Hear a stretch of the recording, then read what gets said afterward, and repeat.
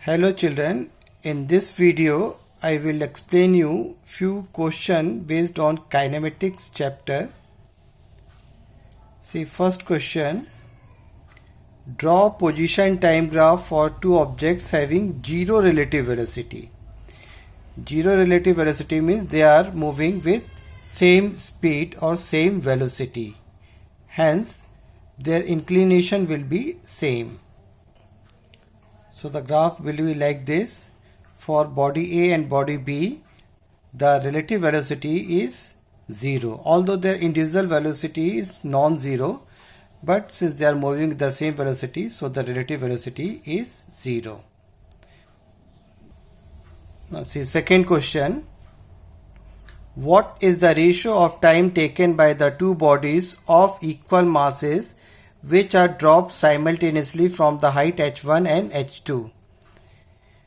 दो इक्वल मास की body h1 h2 height से ड्रॉप की जा रही है, तो वो ग्राउंड तक पहुंचने में जितना टाइम ले रही हैं उन टाइम का रेशियो निकालना है.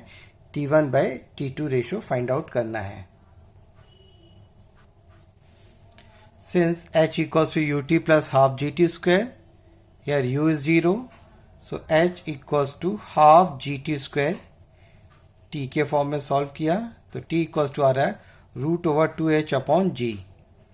G is constant for both the bodies, so T is directly proportional to root over H. Yeah, T1 by T2 equals to under the root H1 by H2. Third question, what does the slope of position time graph and second velocity time graph indicate? The slope of position time graph indicates velocity and slope of velocity time graph indicates acceleration of the body. Fourth question, what are the uses of velocity time graph? There are two uses. First use is to find the acceleration. The slope of velocity time graph represents acceleration, and second use is area covered under velocity time graph represents displacement. Question number 5. What is the shape of the displacement time graph for uniformly accelerated motion? It is in the form of parabolic curve. See, displacement time graph for uniformly accelerated motion, it is in the form of parabolic curve.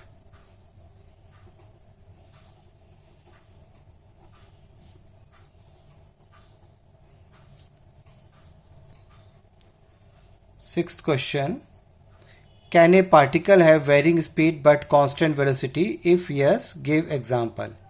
If speed is variable, then velocity cannot be constant, and hence there is no possibility of varying speed and constant velocity. Seventh, under what condition the magnitude of average velocity is equal to the average speed?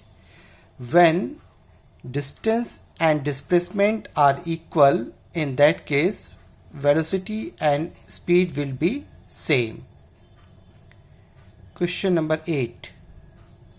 What is instantaneous velocity?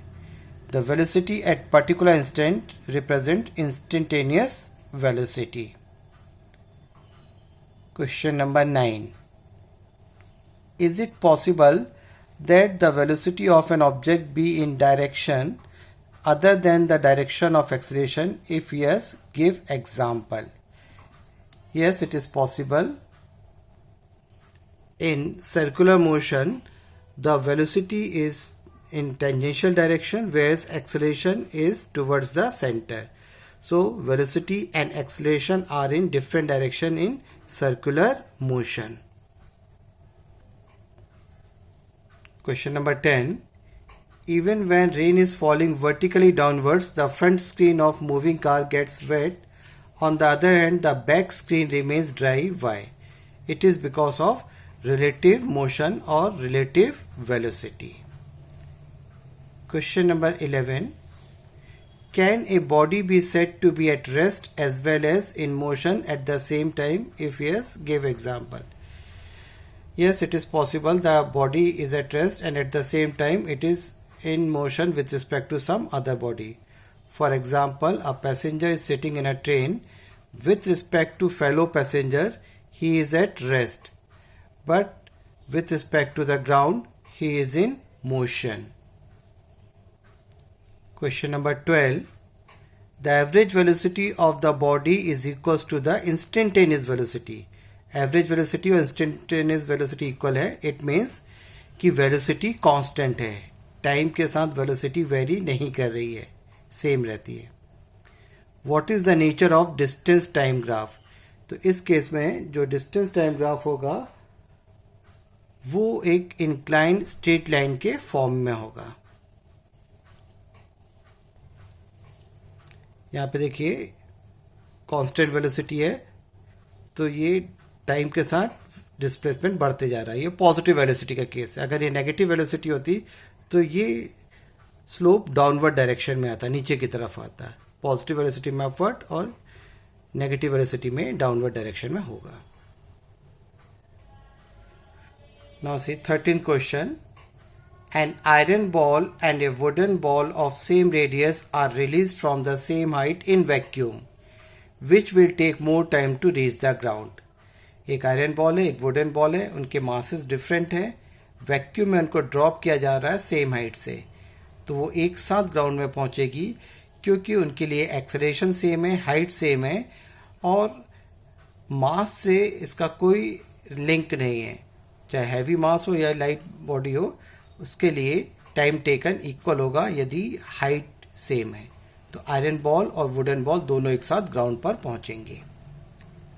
14th question. The driver of car is traveling at velocity v, suddenly sees a broad wall in front of him at distance r. Is it better to brake or to turn sharply?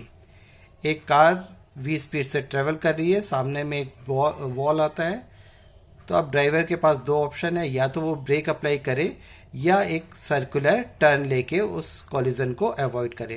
तो इन दो में से best option क्या है? तो इसमें हम दोनों केस में डिस्टेंस निकालते हैं और डिस्टेंस निकालने के बाद में जहाँ ज़्यादा डिस्टेंस मिल रहा है रुकने के लिए वो बेटर ऑप्शन माना जाएगा.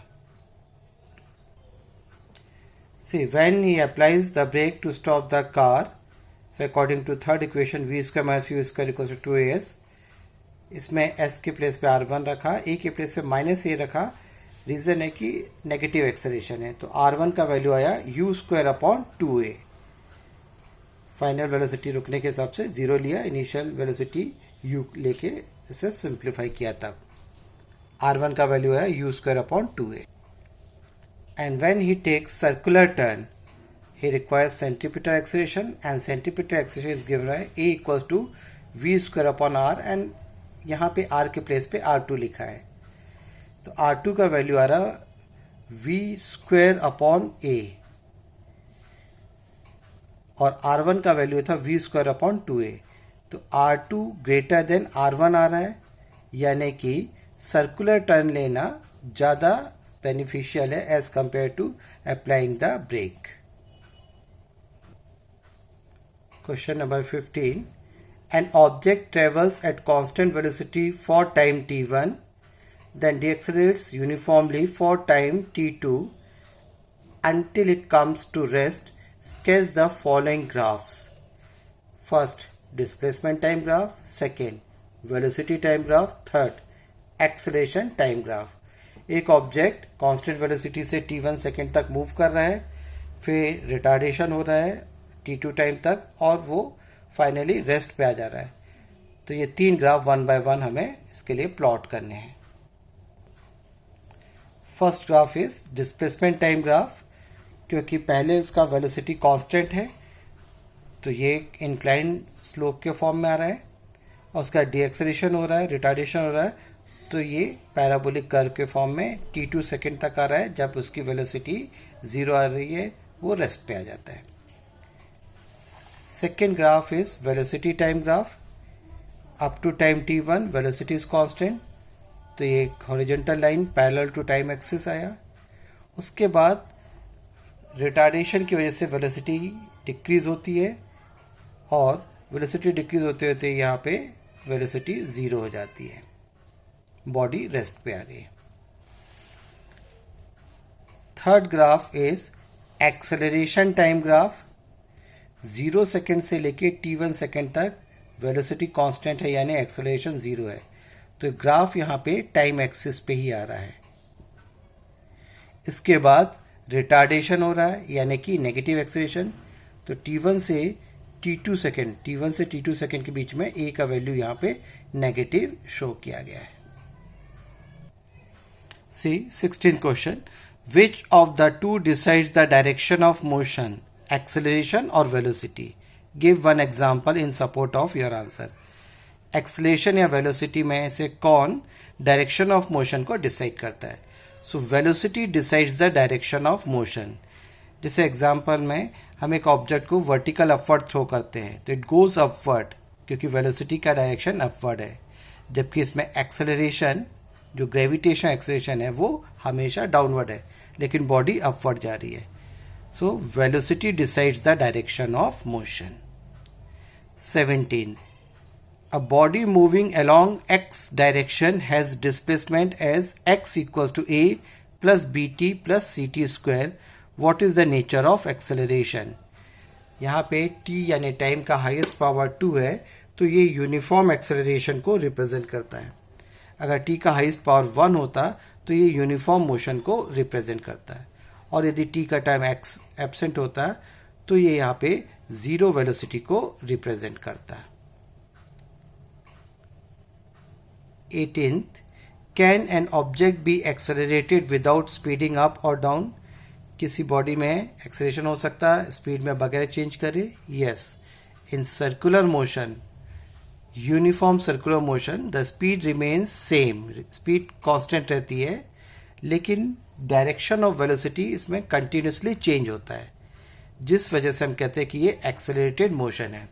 जैसे एग्जांपल के लिए एक मोटर बाइक एक सर्कुलर ट्रैक में 40 किलोमीटर पर आवर की कांस्टेंट स्पीड से ट्रेवल कर रही है, so speed is constant, but every point the direction of motion is changing, it means it is performing accelerated motion.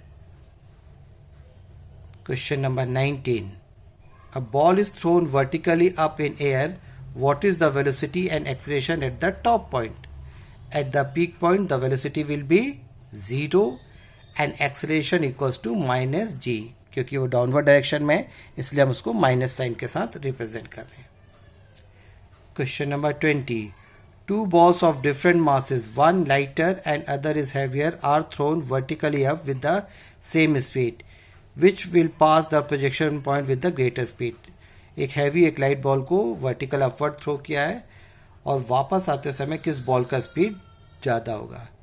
तो जिस स्पीड से हमने उनको थ्रो किया उसी स्पीड से दोनों वापस आएंगी, और क्योंकि हमने सेम स्पीड से थ्रो किया है तो लाइट और हैवी बॉल एक ही स्पीड से, सेम स्पीड से रिटर्न भी होंगी। Question number 21. A ball is thrown vertically up. After some time it returns back to the earth. Draw speed time graph and velocity time graph. जैसे हम ball को vertical upward throw करते हैं तो जैसे जैसे वो हाइट पे जाती है उसकी स्पीड कम होती जाती है, वेलोसिटी कम होती जाती है, हाईएस्ट पॉइंट पे उसकी वेलोसिटी 0 हो जाती है। इसके बाद वो जब वापस नीचे गिरना चालू करती है तो उसका स्पीड बढ़ने लगता है, और बढ़ते बढ़ते जब वो ग्राउंड लेवल पे आती है जहाँ से उसको थ्रो किया गया था, तो उस लेवल पे आने में उस वही स्पीड वो गेन कर लेती है जिस स्पीड से उसे थ्रो किया गया था।